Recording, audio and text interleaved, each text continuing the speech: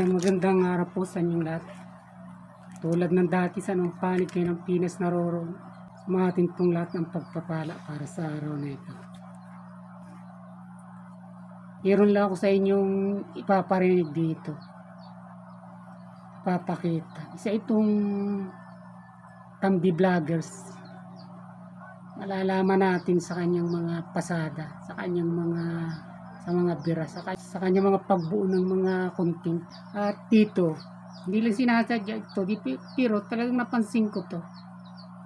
Ganito pala talaga ang ginagawa ng mga vloggers na hindi ko man sinasabi na viral. Talagang meron training sila, yun ang napapansin ko. Meron sila isang grupo na sadyang meron silang pinag-usapan ba na ganito ang kailangan natin parating gagawin sa bawat vlog natin. At dito ko to nabigyan ng conclusion sa mga ginagawa nila. Sa tingin ko parang nagkamali din itong vlogger na ito. Ito naman na-vlog ko na at parang hindi ako nakontento dito. Ito yung tungkol sa may kinalaman dun sa 4,600 na Chinese na estudyante na pumasok ng pumasok ng Cagayan para mag-aral. Pinagdudahan nga nila dahil naroon nga yung IDCA site nilagay natin doon. Siyempre nangangamba sila yung mga ilang official doon maliban doon sa governor ng mismong Cagayan. Pero hindi yun ang talagang gusto kong, hindi yun ang sentro ng ating reaction yun, kundi itong vlogger na ito. Ngayon ko lang ito napanood, itong vlogger, pakinggan niya. Pero base po sa mga nabasa natin dito, itong mga Chinese student pala na to, na sobrang dami, pumasok pala ito nung panahon pala ni Digong, ni Duterte. Ano pa lang to, simula pa lang niya, naka-intro pa lang niya. yung estudyante niya, ibinibintang na kaagad niya kay Duterte. Pumasok pa raw nung panahon ni Duterte. Pero sa papagitna nito, malalaman natin kung paano nito binabalok at yung mga video kung paano niya hinahati-hati para lang sumang-ayon doon o pumabor doon sa kanyang, kumbaga sa isang kwento meron talagang ano yung kanya, may presentation tapos pagdating doon sa climax tapos yung ending. Ganun yung kanyang pagbablog. At dito sa entry makita na kaagad natin na tinira na kaagad niya si Duterte. Siyempre nga naman hindi ba na-vlog ko nga ito di ba dapat yung Pangulong Marcos ang dapat ng kakalampagin sa pangyayaring ito. Dahil hindi nga siya traitor, ang binibintangan nilang traitor si Duterte. Hindi na ito ang Pangulo. Si Marcos na ang Pangulo. Ibig bang sabihin si Marcos ay traitor na rin dahil ito, mga Chinese na libu-libo ang pumapasok dito. Pero itong sinasabi nito sabi niya panahon pa ni Duterte. Ito nga yung gusto kong reaksyonan dito dahil may pattern siya sa kabila nga ng lahat alam naman natin yung pagkasabi nga nito nung congressman na gumawa ng resolution at gusto nga itong paimbestigahan. Inakabahala nga dahil wala po sa din influx yung pagdami ng estudyanteng Chinese sa Cagayan. Ibig sabihin, ibiglaan, hindi yung katulad ng sinasabi ng vlogger na ito na noong panahon ni Duterte. Ibig sabihin, biglang-bigla ang pagbuhos o pagdami ng mga estudyanteng Chinese na nag-enroll dito sa probinsya ng Cagayan. Yun ang talagang totoo dito. Pero ang intro nitong vlogger na ito, inong panahon pa raw ni Duterte. Papanggan natin mga pagpapatuloy niya dito kung saan ito nasilat. Tapos pinipilit pa rin niyang bumangon.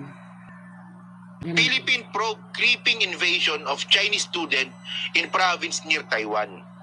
So alam naman po natin na ang nagpapasok po talaga dito is yung CHED at saka si Governor Mamba. Okay.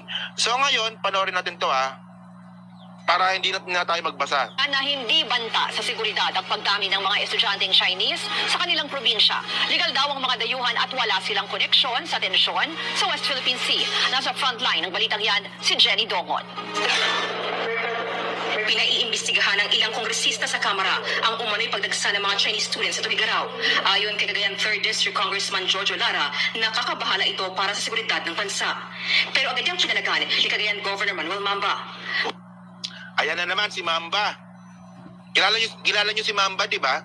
Si Governor Mamba po, siya po yung governor po sa Cagayan. Ito yung sinasabi ko sa inyo. Itong video na ito ni Governor Mamba, kung paano niya ito pinalitan. At nagkamali siya rito nang na-play ko. Ito ako natawa sa vlogger na ito. Pero may kailangan ko sa inyong ipakita. Ay maliit lang tong cellphone ko at saka medyo malabo. Di bahala na kayo. Papakita ko sa inyo na bigla niyang binago kaya dito yung video. Gusto ko ipakita sa inyo na hindi basta lamang audio yung inyong maririnig. Kailangan makita nyo rin mismo yung video. Alam naman po natin na itong si Governor Mamba is pro-China talaga to.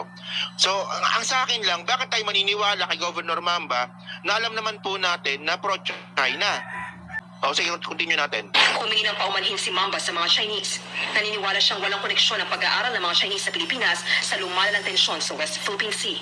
Kumukumpas lang po ako sa sinasabi ng ating presidente o being a friend to everyone and a foe to no one. Kita mo, loko-loko talaga tayo. Dito kaya umamin yung gobernador na kumukumpas lang daw siya kasi sinasabi ng Pangulo. Sino yung Pangulo natin ngayon? Di si Marcos. Ito, minura nga nito. Diba sabi? Loko-loko pala talaga to. Kasi kanina binibigyan niyan din. Ngayon daw mga Chinese na yun, nakapasok pa nung panahon ni Duterte. Ngayon itong interview dito sa gobernador, nang binanggit kumukumpas, sumusunod lang din siya sa kumukumpas ng Pangulo. Minura. Hindi nyo ba? Ulitin natin. Humingi ng paumanhin si Mamba sa mga Chinese. Naniniwala siyang walang koneksyon ang pag-aaral ng mga Chinese sa Pilipinas sa lumalalang tensyon sa West Philippine Sea. Kumukumpas lang po ako sa sinasabi ng ating presidente o being a friend to everyone and a foe to no one. Kita mo, loko-loko talaga tayo. Inulit na sinabi na sumusunod lang sa kumpasya ng Pangulo. Inura nga nito vlogger na ito. Medyo sumabit kaya na kanina nga hindi pa binibigyan din niya na panahon pa raw ni Duterte. At gusto na namang isisis kay Duterte yung pagdami din ng Chinese. Sinabi nitong sa interview nga na sumusunod lang siya sa Pangulo. Sabi nung napakita ko sa inyo ipinalik niyang video. Na yung pa rin governor na yun. Kaya lang kita mo na iniban na niya yung background. Pati yung may black na siyang sa damit.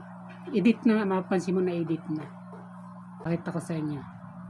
But a certification from PNP, the Negros City and the PNP province, that there was no reported complaints against any of these foreign students dito sa Negros City, since they started about 3 years ago. O ayan ha, sinabi ni Mamba ha. Nagsimula po yan 3 years ago. Any of these foreign Pinaulit pa niya. students dito sa Negros City, since they started about 3 years ago. That is why I felt that 3 years ago. So ibig sabihin nun, si Duterte pa presidente. Pero pansinin ninyo, yung una kong pinakita sa inyo kanina, hindi ba puti yung damit ng gobernador? Tapos iba yung background niya. Pero ngayon sa pinakita ko sa inyo, laging black na yung cover ng damit at saka iba na yung background. O tapos dinalawang ulit pa niyang ipli. O nakita niyo 3 taon pa raw nandyan na yung mga Chinese. Ibig sabihin yan, si Duterte ang nagpapasok pa niyan. Kanina nasilat na nga siya. Hindi ba't sinabi na nga sumusunod lang sa kumpas ng Pangulo. Saka yun talaga ang latest na interview sa gobernador na yun. Napanood ko kaya yun. O ngayon nagkamali. Sinabihan, minura nga niya, di ba? Ibig sabihin, talagang itong mga ganitong tao, palibasa nga, bago lang ako sa ganitong mga paggawa ng content. Talaga palang talagang punong-puno pala talaga ito ng kalokohan. Punong-puno ng karumihan. Nakita natin na nagkamali na siya kanina. Pero dahil may object yung kanyang content, yung kanyang vlog, natirahin si Duterte, itinuloy pa rin niya. Kung hindi mo siya susuriin o hindi mo pa titingnan yung kanyang mga sinasabi, yung kanyang mga ginagawa doon sa pagbuo ng vlog niya, alalampasin mo na lang, ikala mo talaga si Duterte ang kasisi-sisi na naman dito. Siya talaga ang traitor. Pero dapat ang ginagawa ng mga ito, kung talang ito'y walang nakakamit, napapala o nakukuhang ganti sa ginagawa nila itong pagkampi sa administrasyon, dapat ang iniuntang nila dito yung gobyerno. Hindi yung basta lamang isisisi dun sa gobernador na sinasabi pa nila na paano daw pro-China. Dahil ito'y national issues, kung iisipin, dahil mga libo-libo ang pumapasok dito, di ba? Dapat yung pangulang kinakalampag nila. At tinatanong kung bakit ganito ang nangyayari. Hindi yung ganitong nilalagyan pa nila ng cover up at kung ano-anong mga video yung papalit-palitan nila para palitawin na si Duterte yung may sala, si Duterte yung traitor at hindi itong kasalukuyang administrasyon. Para talagang wala silang pangulo. Ang mahalaga lang sa kanila, mayroon silang nakukuha dito. Pero kung saan mga bagay na mahalagang bagay sana para sa bansa, mga desisyon nito, yung mga komento nito, yung mga balaki nito, hindi na kanilang binubuksan. Pagkus sa pamagitan ng kung ano man yung nakukuha nila sa gobyernong ito, ay iligaw ng iligaw yung paniwala ng tao, ng mga nakikinig sa kanya, yung mga nanonood sa kanya. Sa halip na ugatin yung totoong nagiging problema at isisi na lang ng isisi kay Duterte. Kumbaga, nakikinabang na sila sa gobyerno, naibagsak na nila sa Duterte na yun at talagang gusto nila. Para isulong yung mga kakamping nila. Di ba mga ganun ang lumalabas ngayon? Kakamping na at mga loyalist na. Itong kanilang pattern talaga. Ito yung kanilang layunin sa mga ginagawang ito.